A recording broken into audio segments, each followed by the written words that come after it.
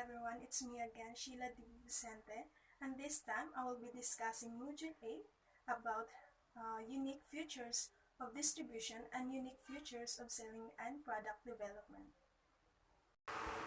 Let us first define what is international distribution. International distribution is the processes, relationship, and fulfillment that you set into place to get your products into overseas market. Not to be confused with international e-commerce, that's just international shipping. International distribution is about wholesaling into new countries. So in the firm international distribution, if you choose to control distribution in each country you operate in, you will need to research and understand your legal requirements regarding distribution agreements, customs, duty taxes, terms and conditions in each and every country.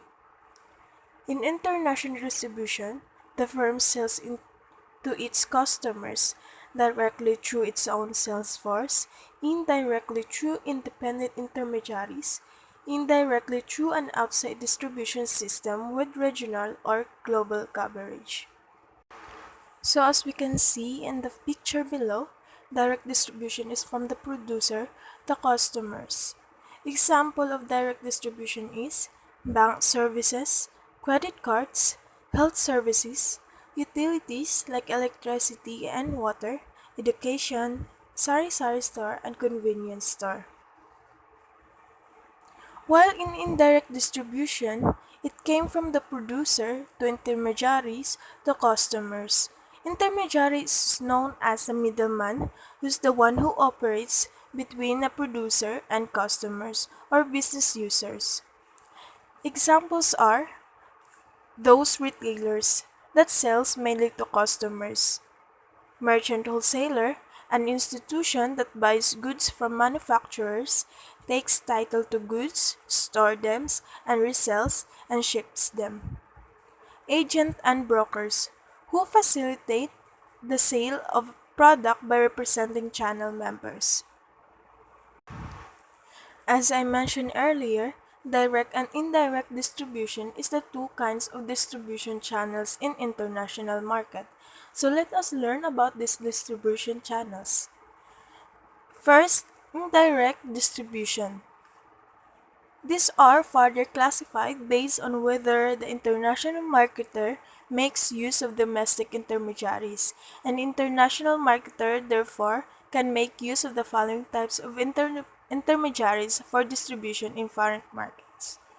So the first type of intermediaries distribution is domestic and overseas intermediaries that are middlemen or intermediaries who act as channel members in the product distribution channel. They facilitate the sales process by linking buyers with sellers. Second, commission buying agent. Commission agent work as a mediator between vendors and buyers. These experts are known to provide treasury facilities to their clients. Commission agent purchases and sells item on behalf and principal companies. As an expert in this field, commission agent assists businesses in their sale. Next, country-controlled buying agent. This type of agent perform exactly the same function as the purchasing buyer agent. The only difference is that these agents are actually a foreign government agency. They are empowered to locate and purchase goods for its country. Next is Export Management Companies or EMCs, a firm that acts at its client's export department by managing the legal, financial, and logistic details of exporting and providing advice about consumer needs and available distribution channel in the foreign markets that to the exporter wants to penetrate.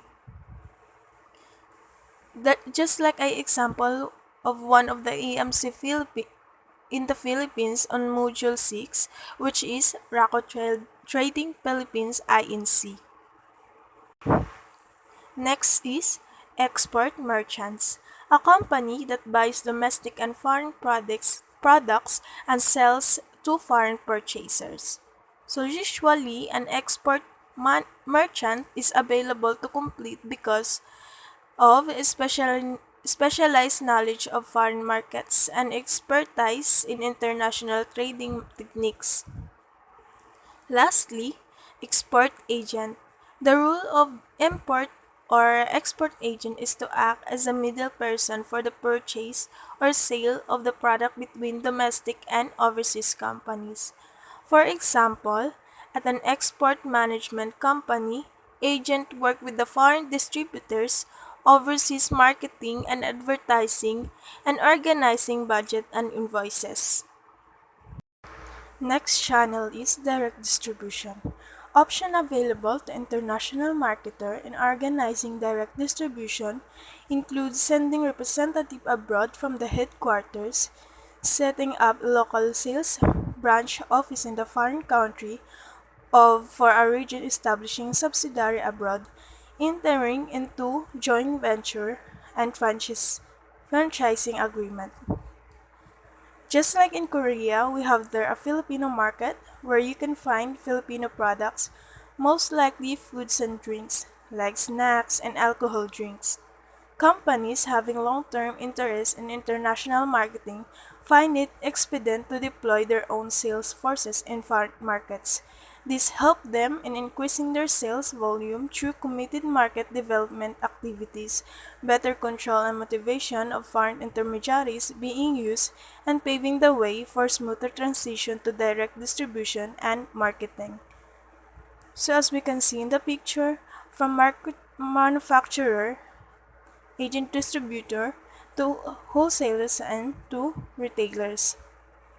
And that's how direct distribution works.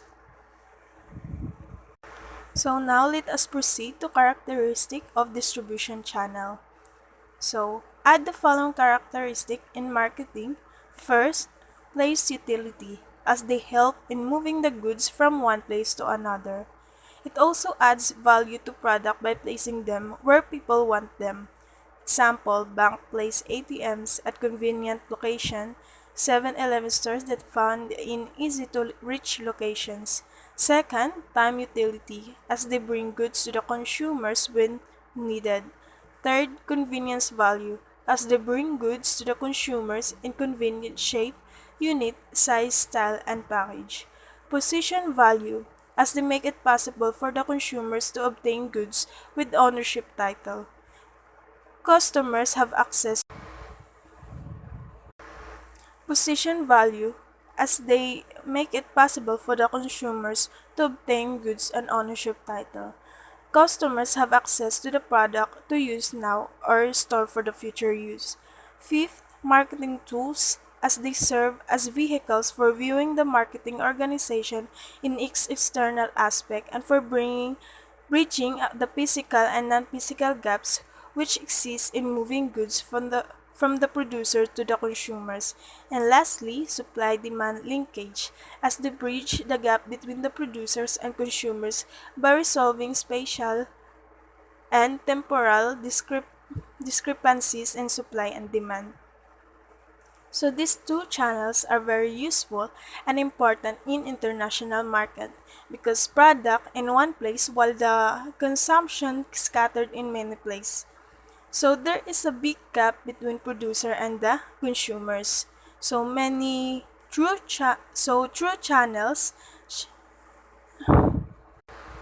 So these two channels are very useful and important in the international market because product in one place while the consumption scattered in the many places. So there is a big gap between producers and the consumers. The next topic is unique features of selling and product development. So I will be discussing the factors before starting selling internationally and how global product development works. So first, factors before you start selling international. Nowadays, to export or import is not difficult as this was in the past. The advanced communication and transportation give opportunities for the businesses to operate and market it globally. Buyers, customers can access goods and services produced and marketed by the foreign companies and conducting business globally have become an essential part of overall strategy of many businesses. Because of all these advantages, more markets are open for a trade, more transportation options exist for delivering your goods international, and the needs and wants of the international customers are fulfilled. So, however, before you operate or market your products or services, you must plan and consider some factors that can prepare your company's first step across international borders. So, this is the five factors before you start selling in international. First is choose your overseas market. The first step is expanding internationally is to know the country or region you want to expand into. You need to find where the potential customers for your products or services are. Selecting where to expand is easy with some plan and research. So, in exploring the unique aspect of each target, you must include the market strategies like local buyers. So, research about the potential customers that would surely buy your products or services, potential barriers to shopping overseas, insights on how the buyers shop, and determine international traffic or where are orders originating from your website. Next, find out whether there are tariffs or trade barriers. Next is consider the cultural, language, economic, and political policy of the country or region. Second factors is conduct market research. The likelihood of success in selling globally will increase depending upon how much market research you conduct beforehand. News articles, trade statistics, and data from expert specialists. So, why market research is so valuable? So, without research, it's impossible to understand your users.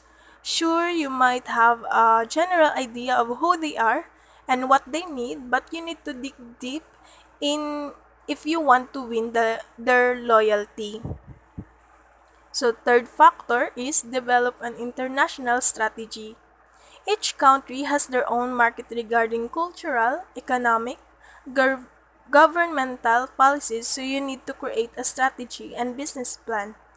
Expert international plan will help the business companies in setting the details, the business goals, plans for financing this expansion, and how you intend to sell your goods or services abroad.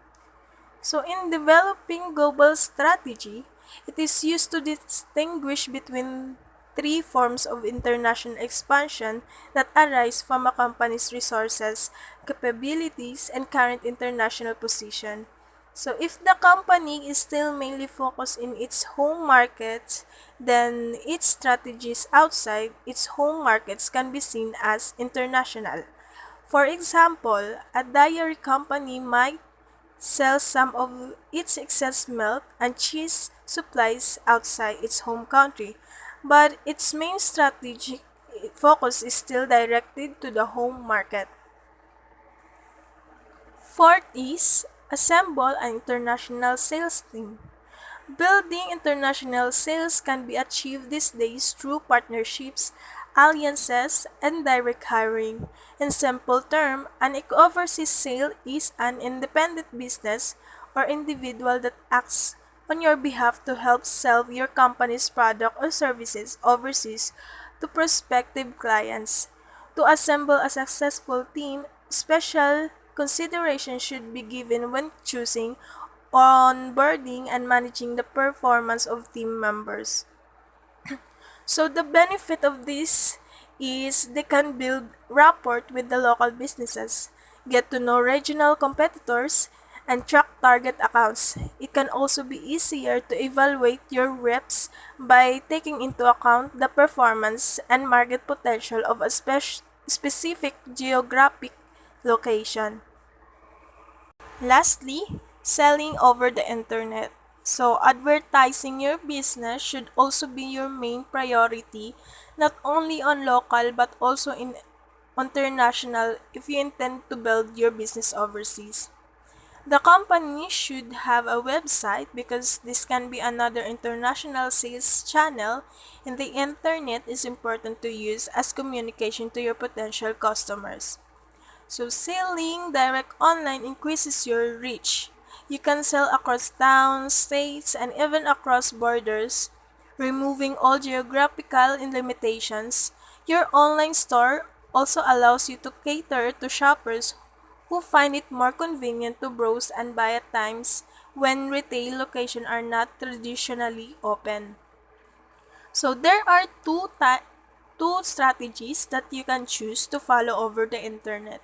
So first is you can simply let the international customers find your website and shop just as your domestic customers do. Using this method, you must consider the figure out to ship overseas, foreign taxes, duties, and custom loss.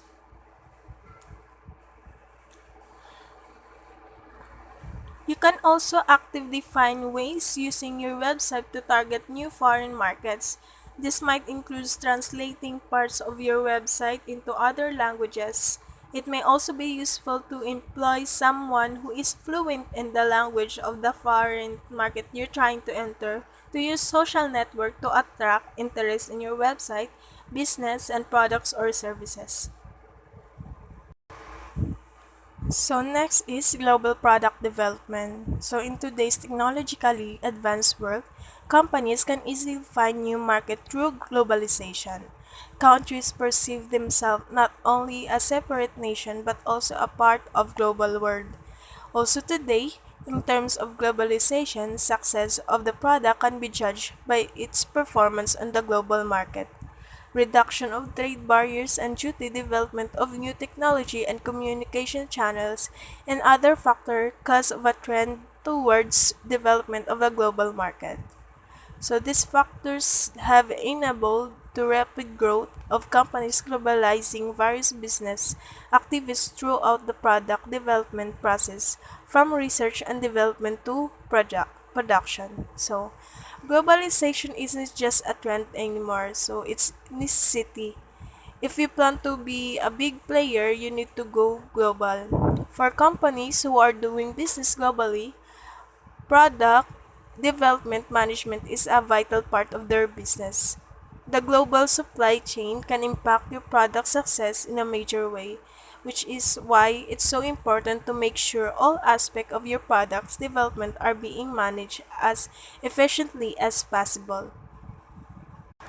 And when your firm is doing business globally, you may have part of your supply chain in one country and different part in another country.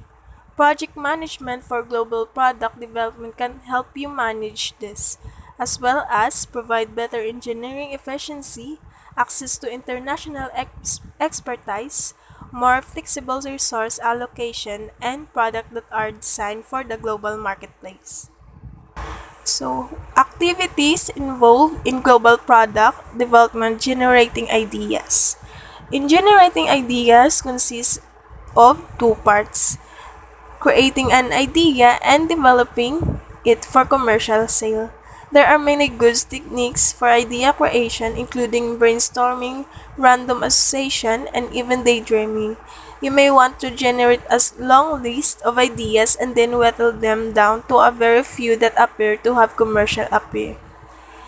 And the first and most important reasons for any development is to provide new value to the customers. Without this, there is no reason for them to trade their money for the new device.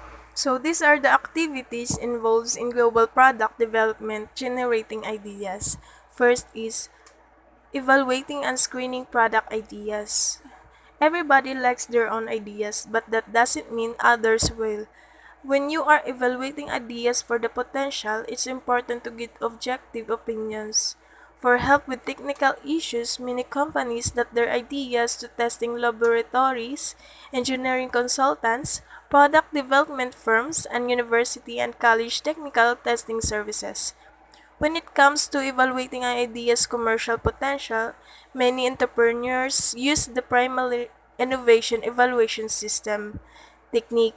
This is a formal methodology for assessing the commercial potential of invention and innovations. So many thousand of prospective customers are surveyed extensively to determine whether or not to bring product to market. The more you test your product before you produce and sell it, the more likely you are to earn the sales and profit that you desire. Next is protecting your ideas. So if you think you've come up with a valuable idea for a new product, you should take steps to protect it. Most people who want to protect ideas think first of patents. There are good reasons for this. For one thing, you will find it difficult to license your idea to other companies. You should you wish to do so without patent protection. So, when you have a great idea for a product or service, there will always be people who will want to duplicate your success and sell your ideas as their own. This can be used to prevent competitors or anyone else from using your ideas for their own profit without your consent. But however, getting a patent is a lengthy, complicated process and one of you shouldn't embark on without professional help. This makes the process expensive. If you wish to pursue the patent for your ideas, contact a registered patent attorney or patent energy agent. Lastly is promoting and marketing your product. So now that you have ready for sale product, it's time to promote, market, and distribute it. Many of the rules that applies to existing products also apply to promoting, marketing, and distributing new products. However, new products have some additional wrinkles. For instance, your promotion will probably consist of larger amount of customer educations, since you will be offering them something they have never seen before.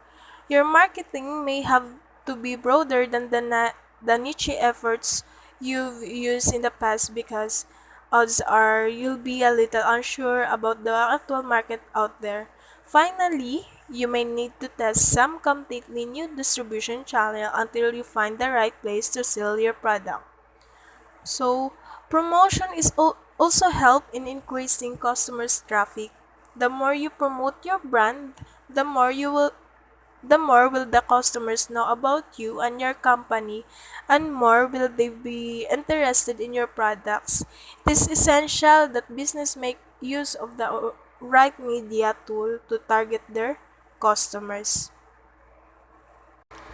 So without proper promotion, business would remain stagnant. It would be difficult to generate profit due to low visibility in the market. And that's all. Thank you.